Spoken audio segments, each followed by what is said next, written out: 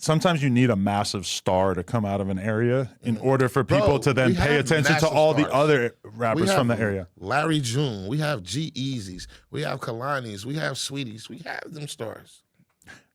None of them are a Chief Keef. None of them are a Snoop Dogg, you know? Yeah. And even that, like, that's not necessarily enough in the long run. E40. That was a long time ago. Yeah, but, yeah. You know? Even, like, in New York, like, we've seen New York go long-ass periods of time with no rappers that anybody gave a fuck about. Right. But now, like even the Pop Smoke thing, I think, like, you don't get to, like, Bronx drill being as hot as it is right now without Pop Smoke in Brooklyn kind of popping off the drill scene in New York for everybody else. And that's not to say there weren't other drill rappers before him, but such a massive star kind of, like, ends up shedding light on so many other people from there. And I'm not saying that there's not rappers who are big stars from up north, but even in LA, bro, like, LA's rap scene right now in terms of, like, street rap, it's pretty dry. Not a lot of shit that people are really, like, paying attention to that's doing, like, 1 million views every music video. Whereas I can name a shitload of people from Chicago and New York who are doing that. Right. Fuck them niggas. Fuck all that. What's your note say? What's my note say? We talking about drill rapping in New York. Fuck them niggas, man. Lil Blood TV in this motherfucker. I mean, you know what I'm saying? I don't want to ask you anything that, oh yeah, I got good questions from back in the day that I ain't seen anybody ask you about. Drill rapping and all that. We pimp rapping and getting money in Oakland, man. You did? Yeah? Yeah. Nah, man. But the young generation thinks that music about getting money is lame. Right. Which is because they broke as fuck. Yeah. So all they can do is kill each other. They don't know how to hustle. Yeah. But that shit weirds me out. Okay. What's the one? There's a question that I had. Oh, yeah. Because when I was going through deep in it, I saw you on Vlad having a conversation about 2Chainz getting robbed. And I was like, this is a very different Lil Blood right here. This is a version of Lil Blood that is not quite like the grown-ass man that I just saw the Bootleg Kev interview or the T-Rail interview, whatever. I'm like, this is a whole different dude. So speak to me about where you were at in your life, where you would even, it kind of sounded like you did it, but you didn't want to say it. No. So, no, that's hella funny. Shout out to 2Chainz, much love. You know, nigga had to pull a Rosky-Dosky and work his mojo. So what happened was Dog was in San Francisco, and I was in the studio in San Francisco at the time. And blase, some shit happened, and people was pulling up. Like, bro, they just played 2Chainz right now. Like, they just played the fuck out of him right now at the Cannabis Club. So he went to buy a bunch of weed? I don't know what the fuck he went to buy. And they robbed him. I wasn't there. I ain't gonna front my shit. He just ended up getting lashed or whatever. So what's lashed for the Rob? Lash. Okay. Shout out Lil AJ Lash Money. But long story short, I just posted it. I was just bullshitting. I just posted it while they was telling me. I'm like, 2Chainz should have tapped in. He got his ass robbed. Just being funny. I didn't know that shit was going. Man, all the blogs posted in like 30 minutes. It's hella people posting it. So shit, Vlad called me. It worked my mojo. Right. Just saying. Hey, a little cloud opportunity. I'm gonna take it. For sure. I was cloud chasing before clout was the word. You gotta do it. You gotta do it. But that shit was funny though. But at that time, I was deep into what I was doing. My illegitimate activities, I was deep into them. Really? Yeah. At that time. I was hella deep. Yeah.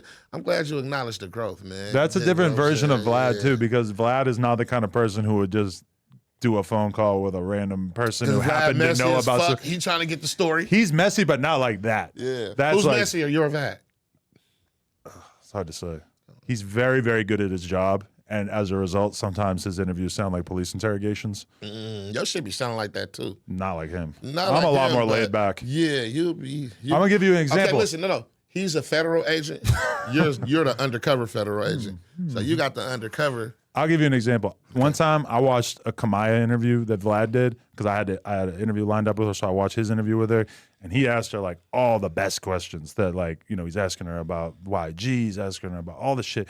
And by the end of it, I was kind of like, I had my list of questions, but I was like, I don't know if I even should interview her because this interview was so complete that I don't know if I'm going to be able to really like add anything new versus what he just did.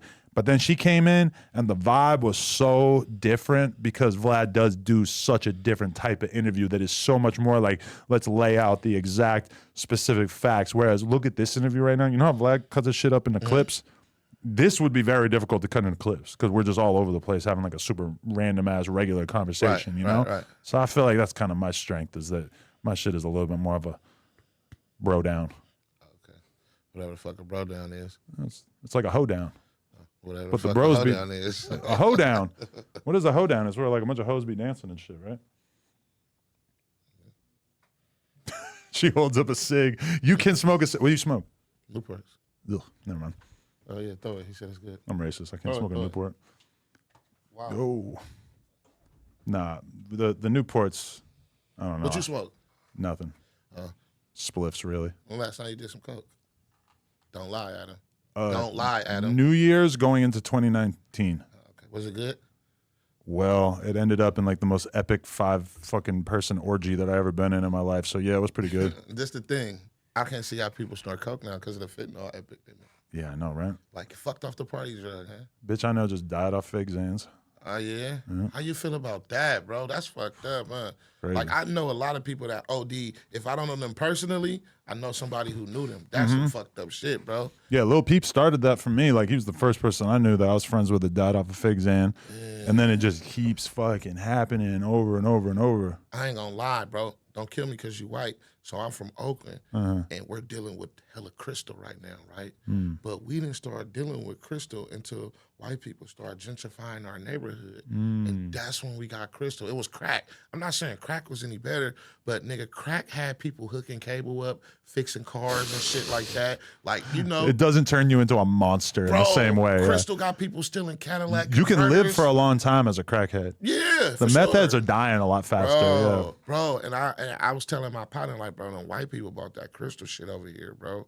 All them techs from Silicon Valley and all that. Because we didn't know what the fuck crystal was until like 2-3 years ago. Well, 4 years ago, we started seeing crystal. Right.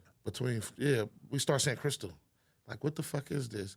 And then now, it's like people want crystal and don't want crack. And I blame it on my Caucasian brothers and sisters that gentrified our neighborhood. Well, some would call that progress. They educated the community about like, hey, there's a better way to get high. There's more bang for your buck. I mean, they're trying to get loaded, right? Sick as fuck, bro. You're crazy. It's progress. Bro. How's it progress from going from? I agree, it's all bad, but clearly the clientele wanted it. No. Yeah. Listen. They're getting it. Listen to what I told you. They could buy whatever they want. Listen to what I told you. Crack had people fixing cars, had people hooking up cable. You had the man to come turn your lights on when your lights get off. Crystal, they still in Cadillac converters. They got all these fucking mobile homes just parked in front of beautiful ass neighborhoods in Oakland. Just they're fucking dirty in the streets. They shit everywhere. Crystal dope fiends are different than crack dope fiends. Crack dope fiends have some respect about themselves. I lived by downtown LA for a few years there, and that crystal is a motherfucker. Like, I just seen shit that I could never have imagined. Yeah. Even just the drugs in California, I think sometimes people who have lived here their whole life don't understand, because I moved from living in Queens and Brooklyn for 7 years, and then I moved to Long Beach, and the first day somebody asked me for black tar heroin on the street, and then by progressively I'm just like more and more exposed to how much drugs people do out here. And I know people do a lot of drugs on the East Coast and everything, but it feels like much worse out here. Right. In terms of like pure amount of fucked up drugs people are doing. Yeah, I don't know, but I just think you need to talk to your people as a whole, Adam. Yeah. Because, you know, you're like one of the faces of the white boys right now, like the white community right now. Yeah. You need to come together. Well, if there are any crystal meth addicts watching this, I would like to tell y'all there is a better way. There is a better way. It's called crack. Take a step back in time, hop in the time machine, and go get yourself some crack.